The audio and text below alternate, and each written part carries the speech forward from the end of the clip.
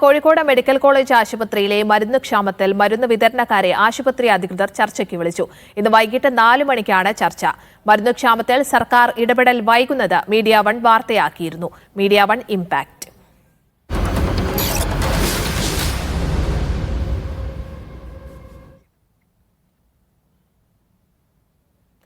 ഷിത ജഗത് വിവരങ്ങൾ പങ്കുവയ്ക്കാൻ ചേരുന്നുണ്ട് കോഴിക്കോട് നിന്ന്. ഷിത, മീഡിയ വൺ വാർത്തയിൽ നടപടി ഉണ്ടായിരിക്കുകയാണ്. ചർച്ചയ്ക്ക് വിളിച്ചിരിക്കുന്നു മരുന്ന് വിതരണക്കാരെ. ഇനിയിപ്പോൾ 4 മണിക്ക് ചർച്ചയിൽ എന്തൊക്കെ തീരുമാനങ്ങളിലേക്ക് എത്താനുള്ള സാധ്യതയാണുള്ളത്?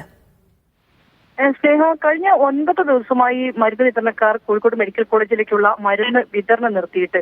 പക്ഷെ രോഗികൾ വലിയ രീതിയിൽ വലയുന്ന ഒരു കാഴ്ചയും നമ്മൾ കണ്ടതാണ്. ഡയാലിസിസിനൊക്കെ വരുന്ന രോഗികൾ പൈസ ഇല്ലാതെ, രോഗികളുടെ ബന്ധുക്കൾ പിരിവെടുത്ത് വരെ മരുന്ന് പുറത്തുനിന്ന് വാങ്ങുന്ന ഒരു അവസ്ഥയിലേക്ക് വരെ കാര്യങ്ങൾ എത്തിയിരുന്നു. എന്നിട്ടും യാതൊരു രീതിയിലുള്ള ഒരു ചർച്ചയ്ക്ക് വിളിക്കാനുള്ള ഒരു സമീപനം ഒന്നും തന്നെ ആരോഗ്യവകുപ്പിന്റെ ഭാഗത്തുനിന്നുണ്ടായില്ല. അതാണ് നമ്മൾ ഇന്ന് വാർത്തയിലൂടെ പുറത്തുവിടുകയും ചെയ്തിരിക്കുന്നത്. അതിന് പിന്നാലെയാണ് ഇപ്പോൾ ആരോഗ്യവകുപ്പ് മരുന്ന് വിതരണക്കാരെ ചർച്ചയ്ക്ക് വിളിക്കാൻ തീരുമാനിച്ചിട്ടുള്ളത്. ഇന്ന് 4 മണിക്ക് ചർച്ചയ്ക്ക് എത്താൻ വേണ്ടിയാണ് വിതരണക്കാരോട് ആവശ്യപ്പെട്ടിട്ടുള്ളത്. പ്രിൻസിപ്പൽ ഓഫീസിൽ പ്രിൻസിപ്പലിന്റെ അധ്യക്ഷതയിലാണ് ചർച്ച നടക്കുക.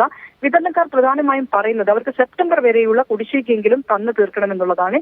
ഈ സമരം തുടങ്ങിയ സമയത്ത് മെയ് പകുതി വരെയുള്ള ഒരു കുടിശ്ശിക തുക നൽകിയിട്ടുണ്ടായിരുന്നു. പക്ഷെ അത് പോരാ. സെപ്റ്റംബർ വരെ വലിയ കുടിശ്ശികയാണ്. 80 കോടിയിലേറെ രൂപ കുടിശ്ശികയായി കിടക്കുന്നുണ്ട്. അതിൽ സെപ്റ്റംബർ വരെയുള്ള തുകയെങ്കിലും ലഭിക്കണം, എന്നാൽ മാത്രമേ മരുന്ന് വിതരണം നൽകൂ എന്നുള്ളതാണ് വിതരണക്കാർ പറഞ്ഞിരുന്നത്. ആ ഒരു കാര്യത്തിൽ തന്നെ ഇപ്പോഴും വിതരണക്കാർ ഉറച്ചു നിൽക്കുകയാണ്. അത് ഇന്ന് പ്രിൻസിപ്പലിനെ അറിയിക്കും. ഒരുപക്ഷെ ഇത് നൽകാനുള്ള ഒരു കാലാവധിയോ മറ്റോ ഇവർക്ക് മുന്നിൽ വെക്കാനാണ് സർക്കാർ സാധ്യത. അതായിരിക്കാം ഉണ്ടാകുക. എന്തായാലും 4 മണിക്ക് വിതരണക്കാർ പ്രിൻസിപ്പളുമായി ചർച്ച നടത്തുകയാണ്.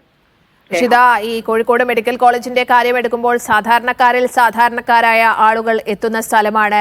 നമ്മുടെ വാർത്തയിൽ തന്നെ പലരുടെയും പ്രതികരണം കേട്ടതാണ്. ഇതിപ്പോൾ മറ്റ് പ്രൈവറ്റ് ആശുപത്രികൾ പോകുന്നത് ഇത്രയധികം പണമാവില്ല, കാരണം മരുന്നൊക്കെ തന്നെ പുറത്തുനിന്ന് വാങ്ങേണ്ട സാഹചര്യമുണ്ട് എന്നപ്പോൾ ഒരു ശാശ്വത പരിഹാരത്തിലേക്ക് പോകാനുള്ള സാധ്യത എങ്ങനെയാണ്? വലിയ ഒരു തുകയാണ് കുടിശ്ശികയായി നിൽക്കുന്നത്. അത് ഒറ്റ അടിക്ക് അല്ലെങ്കിൽ ഒരു തവണയായി സർക്കാരിന് കൊടുത്തു തീർക്കാൻ പറ്റുമോ എന്ന് അറിയില്ല. അതുകൊണ്ടാണ് അവർ കുറച്ച് കുടിശ്ശിക നൽകി പിന്നീട് നൽകാമെന്ന് വിതരണക്കാരോട് പറഞ്ഞിരിക്കുന്നത്. പക്ഷേ കഴിഞ്ഞ കാലങ്ങളിലെല്ലാം തന്നെ ഇങ്ങനെ നൽകാമെന്ന് അവർക്ക് വാഗ്ദാനം ചെയ്യുകയും പിന്നീട് അത് നൽകാതിരിക്കുകയും ചെയ്യും. അങ്ങനെയാണ് ഇത് മാസങ്ങളോളം കുടിശ്ശിക, 1 വർഷത്തിലധികം കുടിശ്ശിക വരുന്നത് തന്നെ ഈ ഒരു ഉറപ്പ് പാലിക്കാത്തതിനെ തുടർന്നാണ്.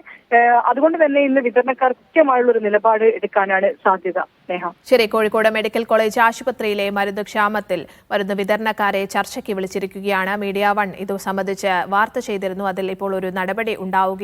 ഷിത ജഗത് കോഴിക്കോട് നിന്ന് വിവരങ്ങൾ പങ്കുവച്ചത്.